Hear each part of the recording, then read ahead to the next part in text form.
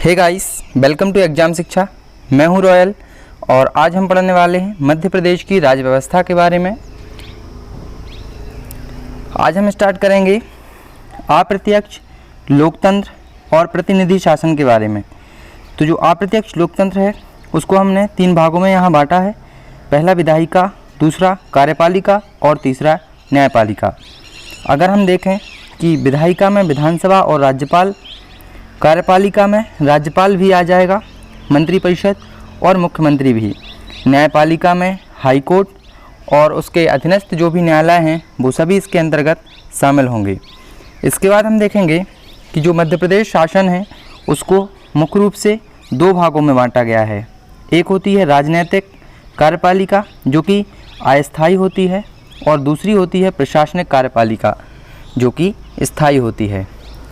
अगर हम बात करें राजनीतिक कार्यपालिका की तो इसमें एक तरफ राज्यपाल और एक तरफ होती है मंत्रिपरिषद और मुख्यमंत्री। राज्यपाल संवैधानिक प्रमुख माना जाता है जबकि वास्तविक जो प्रमुख होता है वो मुख्यमंत्री और उसकी मंत्रिपरिषद होती है। दूसरी तरफ अगर हम बात करें प्रशासनिक कार्यपालिका की तो इसके अंतर्गत भी 2 भाग होते हैं, एक सचिवालय और दूसरा निदेशालय। सचिवालय में सामान्य पर्पस के जो व्यक्ति हैं वो बैठते हैं और निदेशालय में टेक्निकल जो स्पेशलिस्ट होते हैं वो बैठते हैं।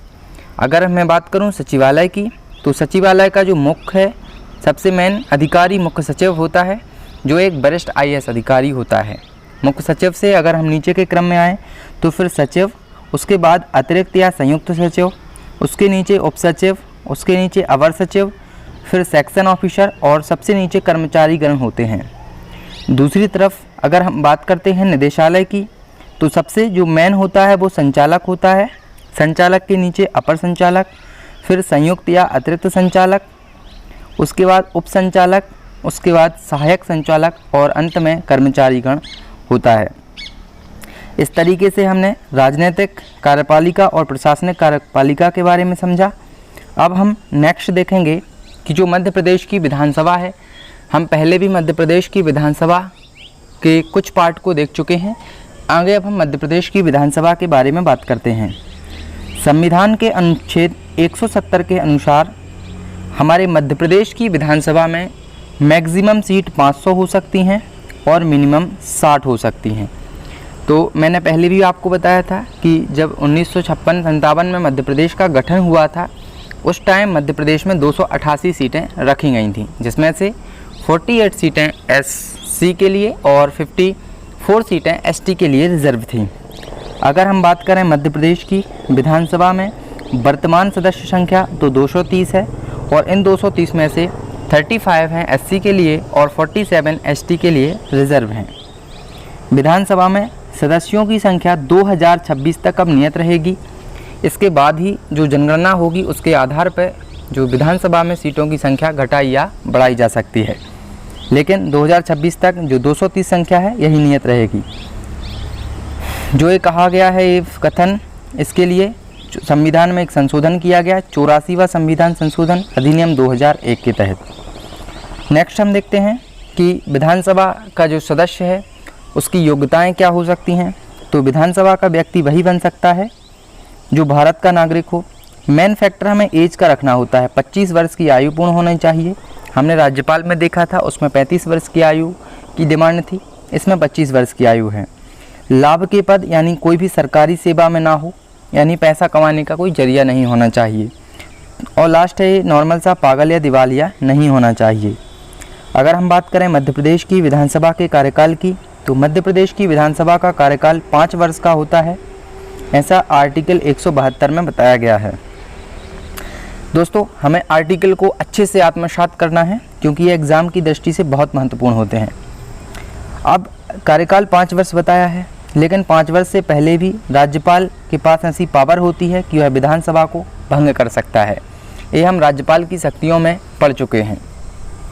अगर बात करें राष्ट्रीय आपातकाल के दौरान विधानसभा का कार्यकाल 1 वर्ष बढ़ाया जा सकता है। यदि देश में राष्ट्रीय आपातकाल लगा हुआ है, ऐसी स्थिति में चुनाव कराने की व्यवस्था नहीं है तो विधानसभा के कार्यकाल को 1 साल हम बढ़ा सकते हैं। नेक्स्ट हम देखेंगे कि जो मध्य प्रदेश की विधानसभा है उसमें जैसे जब सत्र आयोजित होगा तो जैसे हम क्लास में 1-2 बच्चे जाते हैं कभी, तो क्या होता था, मर्ज कर दी जाती थी क्लास। वैसे ही इसमें है कि अगर 230 हैं, किसी भी राज्य की विधानसभा में जितनी भी सीटों की संख्या होती है उसका 1/10 भाग जाना चाहिए। जैसे अपने मध्य प्रदेश की विधानसभा में 230 सीट है तो उसका 1/10 यानी 23, ठीक है। 230 का 1/10 23 होता है, तो मिनिमम 23 सदस्य तो उपस्थित होना ही चाहिए। तो वहीं यहाँ लिखा हुआ है कि मध्य प्रदेश की विधानसभा की बैठकें आयोजित करने के लिए गण पूर्ति, इसके लिए हम कोरम कहते हैं, कुल सदस्य संख्या का 10वां भाग उपस्थित होना चाहिए। अगर वह 10वां भाग उपस्थित नहीं है तो जो विधानसभा अध्यक्ष होते हैं वो कोरम को क्या करते हैं, स्थगित कर देते हैं जब तक कोरम पूरा ना हो जाए। अगर हम बात करें मध्य प्रदेश में जो विधानसभा है सत्र, एक वर्ष में मिनिमम 2 सत्र तो आवश्यक होते ही हैं। अगर उन 2 सत्रों के बीच का कार्यकाल देखें तो वो 6 महीने का गैप अधिकतम हो सकता है। वैसे तो मध्य प्रदेश में या किसी भी राज्य में वर्ष में 3 सत्र होते हैं, एक शीतकालीन, वर्षाकालीन और ग्रीष्मकालीन। विशेष सत्र भी अगर कोई इमरजेंसी है तो उसके लिए या फिर कोई नियम बनाना है उसके लिए आयोजित हम करा सकते हैं, हम यानी मंत्रिपरिषद, मुख्यमंत्री और राज्यपाल की अनुमति से। नेक्स्ट बात करते हैं हम विधानसभा अध्यक्ष की। तो विधानसभा के सदस्यों में से ही बहुमत द्वारा विधानसभा के अध्यक्ष और उपाध्यक्ष का चुनाव कराया जाता है। अध्यक्ष की अनुपस्थिति में उपाध्यक्ष विधानसभा की कार्यवाहियों का संचालन करता है। अभी मध्य प्रदेश में जो विधानसभा के वर्तमान अध्यक्ष हैं और श्री गिरीश गौतम जी हैं। अब अगर हम बात करें कि जो विधानसभा का अध्यक्ष होता है उसके क्या कार्य होते हैं, तो सबसे पहला कार्य विधानसभा की जो भी बैठकें हैं उनकी अध्यक्षता करना और वहाँ हो रही कार्यवाहियों का संचालन करना, विधानसभा में शांति व्यवस्था और अनुशासन बनाए रखना। सबसे मेन बात आपको याद रखना है, कई बार एग्जाम में पूछा जा चुका है कि इस बात का निर्णय करना कि कोई विधेयक धन विधेयक है या नहीं, ये विधानसभा का अध्यक्ष का कार्य होता है। ओके, यहाँ पर कई लोग राष्ट्रपति, प्रधानमंत्री ये लगा देते हैं, राज्यपाल लगा देते हैं, तो हमें यहाँ याद रखना है कि जो कोई विधेयक धन विधेयक है या नहीं, इसका निर्णय विधानसभा का अध्यक्ष करता है। सदन के नेता से परामर्श करके कार्यवाहियों के क्रम को पूरा करता है। सदन का नेता वही जो बहुमत दल का नेता होता है। यदि किसी प्रस्ताव पर मत बराबर हो गए हों तो निर्णायक मत देकर प्रस्ताव संबंधी फैसला करना। अब हम नेक्स्ट देखेंगे, जो एमपी की विधानसभा के प्रथम विधानसभा अध्यक्ष थे वो कुंजीलाल दुबे जी थे। और हमें यहाँ याद रखना है कि जो कुंजीलाल दुबे हैं उनका सर्वाधिक लंबा कार्यकाल रहा है। नेक्स्ट हम देखेंगे कि जो मध्य प्रदेश के प्रथम विधानसभा के उपाध्यक्ष हैं वो विष्णु विनायक सरवटे जी हैं। लेकिन यहाँ याद रखना कि जो विष्णु विनायक सरवटे हैं उनका सबसे लंबा कार्यकाल नहीं है, तो सबसे लंबे कार्यकाल वाले विधानसभा के जो उपाध्यक्ष हैं वो भैरूलाल पाटीदार जी हैं, भैरूलाल पाटीदार जी। इसके बाद हम देखेंगे कि जो प्रोटेम स्पीकर होते हैं वो क्या होता है, उसका क्या काम होता है। प्रोटेम स्पीकर, जो जब नई नई विधानसभा का गठन होता है तो जो पुरानी विधानसभा का अध्यक्ष होता है वो नई विधानसभा के गठन की अध्यक्षता करता है और पहली बैठक में विधानसभा में एक ऐसा सदस्य चुना जाता है जो नई गठित विधानसभा का अस्थायी अध्यक्ष होता है, जिसके लिए हम जो कहता है जो अस्थायी अध्यक्ष होता है इसी को हम प्रोटेम स्पीकर नाम देते हैं। और ये क्या करता है, अध्यक्ष और उपाध्यक्ष का जब चुनाव हो जाता है तो उसको शपथ दिलाने का काम करने के बाद जो प्रोटेम स्पीकर का काम है वो समाप्त हो जाता है। फिर जो नया अध्यक्ष होता है वह आगे की कार्यवाहियों का संचालन करता है। तो यहाँ जो लिखा हुआ है कि नवनिर्वाचित विधानसभा की पहली बैठक की शुरुआत पुरानी विधानसभा के अध्यक्ष के द्वारा की जाती है, जिसमें नवनिर्वाचित विधानसभा के सबसे अनुभवी सदस्य को प्रोटेम स्पीकर बनाया जाता है। नवनिर्वाचित विधानसभा सदस्यों की जो शपथ की व्यवस्था करता है, शपथ तो राज्यपाल दिलाता है, ये व्यवस्था करता है, साथ ही नए विधानसभा अध्यक्ष का चुनाव कराता है। इसके बाद प्रोटेम स्पीकर का कार्य समाप्त हो जाता है। अगर हम बात करें मध्य प्रदेश के विधानसभा के पहले प्रोटेम स्पीकर की तो वो हैं काशी प्रसाद पांडे जी। तो जब 15वीं विधानसभा में कमलनाथ जी मुख्यमंत्री बनते हैं तो उस समय दीपक सक्सेना को प्रोटेम स्पीकर बनाया गया था। लेकिन कुछ समय बाद जब सत्ता पलट हो जाती है और मुख्यमंत्री श्री शिवराज सिंह चौहान जी बनते हैं तो प्रोटेम स्पीकर रामेश्वर शर्मा को बनाया जाता है। इस बात को हमें यहाँ याद रखना है।